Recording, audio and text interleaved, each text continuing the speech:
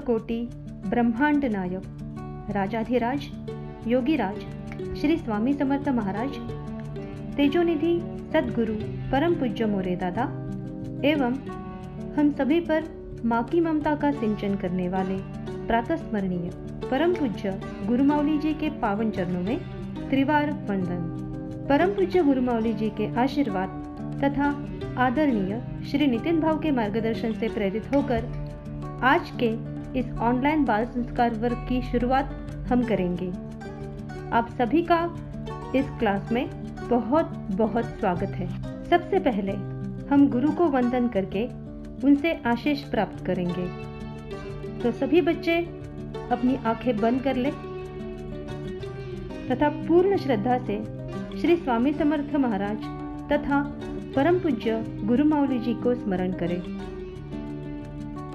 गुरुर्ब्रह्मा गुरुर्विष्णु गुरुर्देवो महेश्वरा गुरुः साक्षात् परब्रह्म तस्मै श्री गुरवे नमः।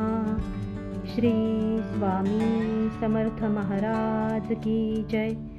श्री गुरुदेव दत्त श्री त्र्यंबकेश्वर महाराज की जय। गंगा गोदावरी माता की जय। सद्गुरु परम पूज्य मोरे दादा की जय। श्री स्वामी समर्थ गुरुमावली की जय। भारत माता की जय।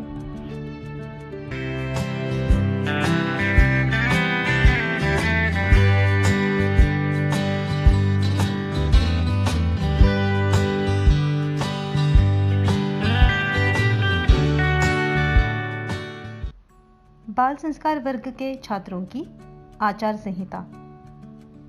बाल संस्कार वर्ग में नियमित रूप से आने वाले बच्चे अन्य बच्चों से अलग दिखते हैं।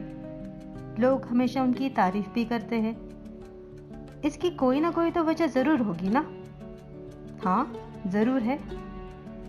बाल संस्कार वर्ग में आने वाले बच्चे यहाँ पे सिखाई गई हुई आचार संहिता का पालन करते हैं। तो बच्चों, हमारे लिए भी कुछ नियमों का पालन करना आवश्यक है। इस विश्व में जितने भी महान हस्तियां हुई हैं, उन्होंने भी आचार संहिता का पालन किया और इसीलिए वह महान कहलाए।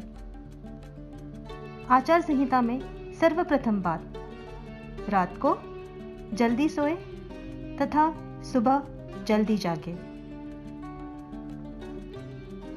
हर दिन माता पिता का सिर झुका के चरण स्पर्श करें।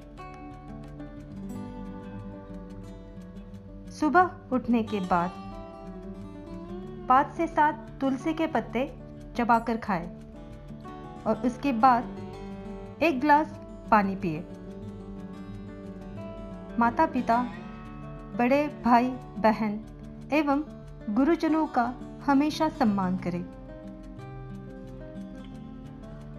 अपने से आयु, ज्ञान एवं अधिकार से बड़े व्यक्ति के आसन पर कभी ना बैठे। नूडल्स, पास्ता जैसे फास्ट फूड एवं कोल्ड ड्रिंक का सेवन कभी ना करें। घर में बना शुद्ध शाकाहारी भोजन लें। टीवी एवं मोबाइल का अतिरिक्त उपयोग ना करें। इन साधनों का उपयोग केवल संस्कार और ज्ञान वृद्धि करने वाले प्रोग्राम देखने हेतु ही करें।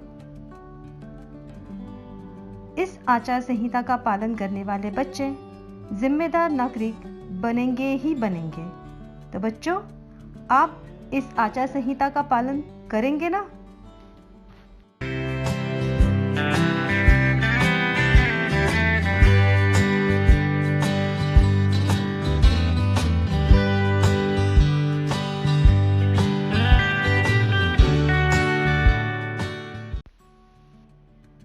सुविचार। आज का सुविचार है,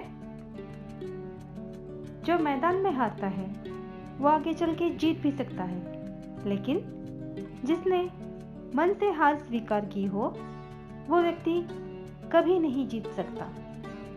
इसीलिए बच्चों कभी भी मन से हार नहीं माने।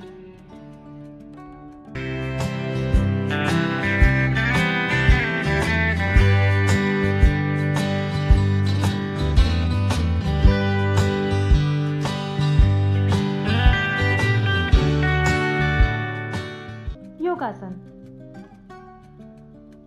आज हम सूर्य नमस्कार के बारे में जानेंगे। जो व्यक्ति सूर्य नमस्कार करता है उसके लिए अन्य आसन करना आसान बन जाता है। 12 फरवरी ये दिन जागतिक सूर्य नमस्कार दिन के तौर पे मनाया जाता है। शरीर में चुस्ती और फुर्ती बनाए रखने के लिए सूर्य नमस्कार अत्यंत उपयुक्त है। जो हर रोज सूर्य नमस्कार करता है वो तंदुरुस्त रहता है। तो सब तैयार है ना ये आसन सीखने के लिए? चलिए सर्वप्रथम मैट पर खड़े हो जाइए, सीधा खड़े रहे और सूर्य को प्रणाम करें। अब हमारी एक दीदी आपको सूर्य नमस्कार करके बताएंगी। पहले तो आपको इसे अच्छी तरह से देखकर समझना है, बाद में दीदी के साथ आपको भी ये आसन करना है, ये सूर्य नमस्कार करना सीखना है। तो चलिए देखते हैं कि दीदी सूर्य नमस्कार कैसे कर रही है।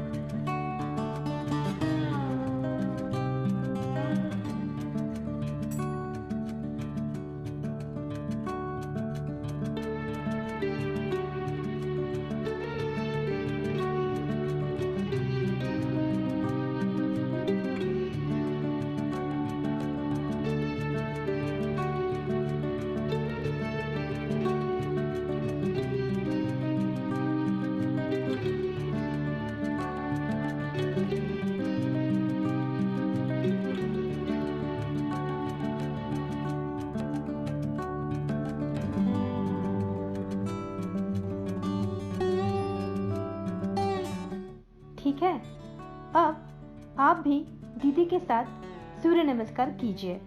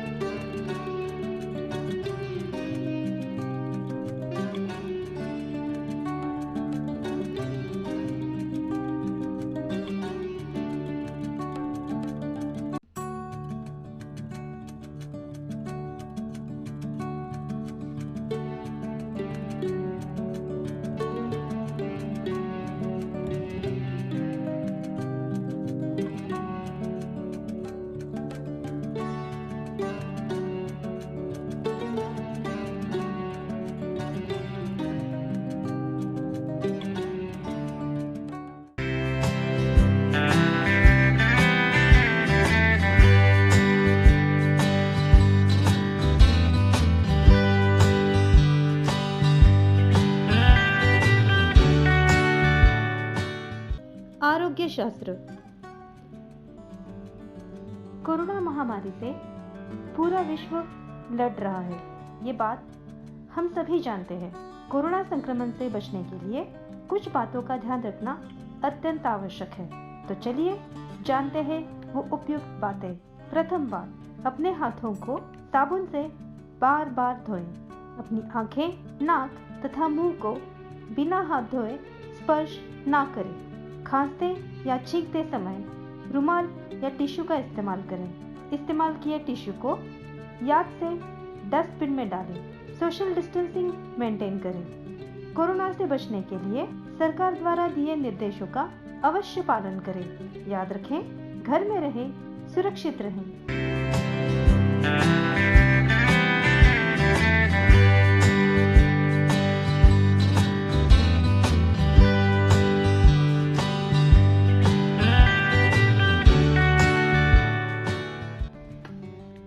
कानून जागरूकता। बच्चों, इस सप्ताह हम बच्चों के लिए आवश्यक यातायात के नियम अर्थात ट्रैफिक रूल्स के बारे में जानेंगे।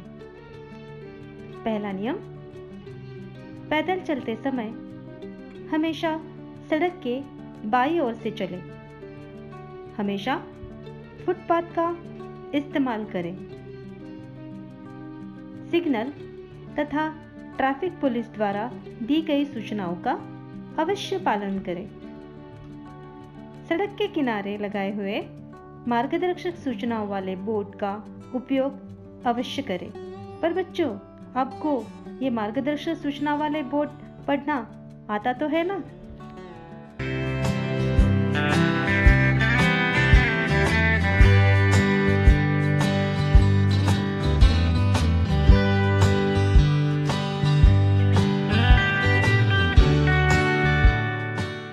बोध कथा।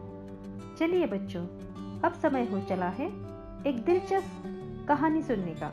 आपके चेहरे पे छाई ये खुशी हम महसूस कर सकते हैं। तो चलिए सुनते हैं आज की कहानी। ये कहानी है एक छोटे से राज्य के राजा की। इस राजा को उसके पड़ोस वाले शक्तिशाली राष्ट्र के राजा ने युद्ध के लिए ललकारा था। तो बेचारा राजा चिंता में पड़ गया, क्योंकि ना तो उसके पास पर्याप्त सैन्य बल था, ना अन्य संसाधन। जब उसने अपने सेनापति से इस विषय पर सलाह मांगी, तो सेनापति ने तुरंत कहा, महाराज, कोई मतलब नहीं है युद्ध करने का, क्योंकि हमारे पास उतना सैन्य बल ही नहीं है जिसके बल पे हम उस शक्तिशाली राज्य से जीत सके। और उसने लड़ने से साफ इनकार कर दिया। राजा बहुत निराश हो गया, लेकिन राजा का मन नहीं मान रहा था। तो वो नगर के बाहर एक संत महात्मा रहते थे, उनके पास चला गया। उनको प्रणाम करके राजा बोला, हे साधु महाराज, मेरा राज्य संकट में है और मेरा सेनापति इस युद्ध के लिए तैयार नहीं है। लेकिन ऐसा बिना लड़े हार लेना मुझे रास नहीं आ रहा।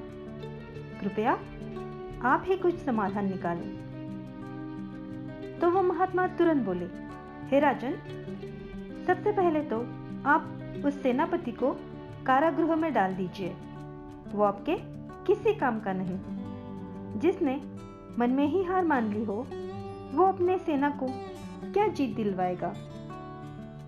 राजा ने कहा, यह तो ठीक है, आप कहे तो मैं जरूर उसको बंदी बना लूंगा, किंतु फिर मेरा सेना का नेतृत्व कौन करेगा। महात्मा बोले, मैं करूंगा। अब राजा सोच में पड़ गया कि ना तो ये शस्त्र चलाना जानते हैं, ना तो इन्होंने कभी घुड़सवारी की होगी, ना ही युद्ध लड़ा होगा। ये कैसे सेना का नेतृत्व कर सकते हैं। किंतु राजा के पास और कोई विकल्प नहीं था। उन्होंने उस महात्मा को अपना सेनापति नियुक्त किया।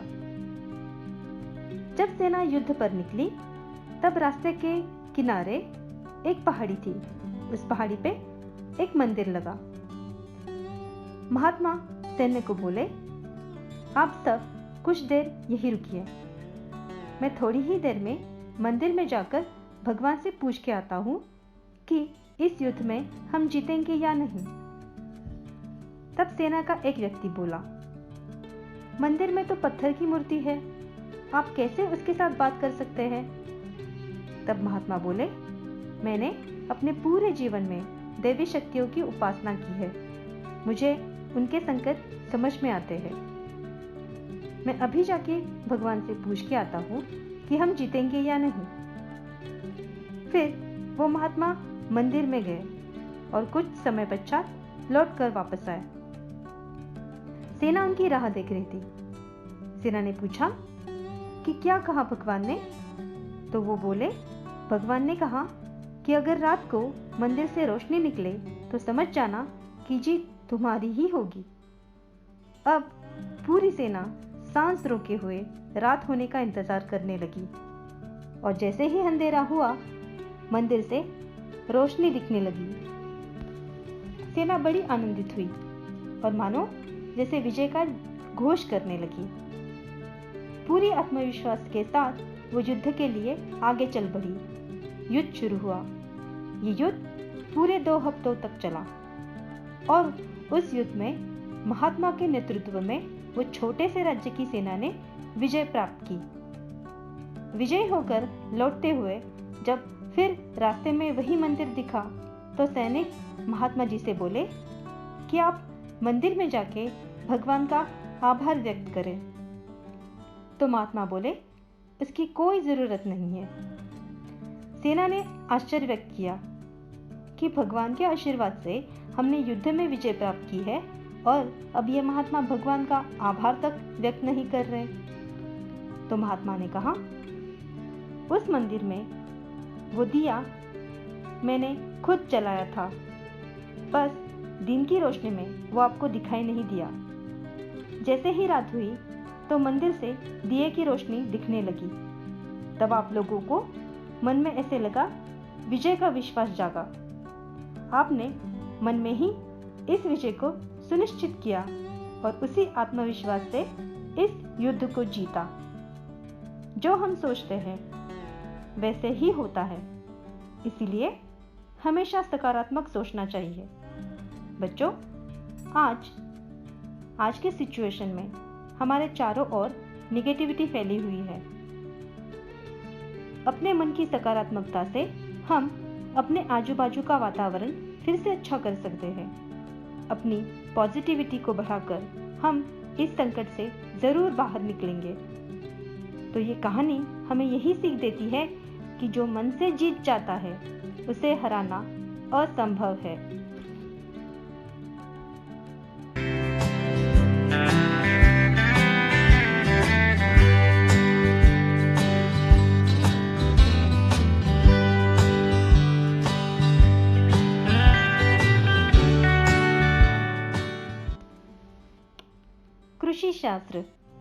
कृषि शास्त्र के अंतर्गत आज हम किसान द्वारा खेतों में इस्तेमाल किए जाने वाले औजारों के बारे में जानेंगे। हल यह औजार जमीन की जुताई के काम आता है।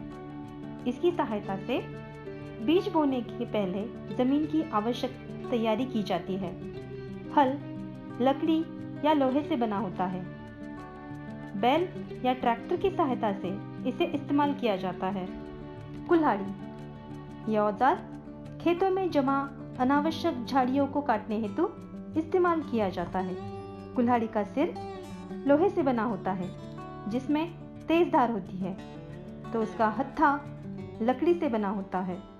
हंसिया या कोयता, यह हाथ से पकड़कर फसल एवं घास आदि के काटने के लिए काम आने वाला औजार है। ये लोहे से बना होता है। इस औजार की अंदरूनी किनार तेज धार वाली होती है जिसकी सहायता से घास या फसल को आसानी से काट सकते हैं। गुलेल, यह एक मानव चलित उपकरण है जिसका उपयोग खेतों में अनाज को नुकसान पहुंचाने वाले पक्षी तथा जानवरों को भगाने हेतु किया जाता है। इस उपकरण को गोफ की तरह बुना जाता है। पत्थर को इसके 2 रस्सियों के बीच विशिष्ट तरीके से रखा जाता है। गुलेल हाथ में लेकर उसे तेजी से सिर के चारों ओर जमीन के समांतर घुमाया जाता है और आवश्यक दिशा में पत्थर को छोड़ा जाता है। लेकिन इसे चलाने के लिए विशेष कौशल की आवश्यकता होती है। बुवाई यंत्र, इस यंत्र का उपयोग बीज बोने के लिए किया जाता है। इसका नीचे वाला हिस्सा लोहे से बना होता है जिसमें छेद होता है। उसमें से बीज छोड़े जाते हैं जो जमीन में अंकुरित होते हैं।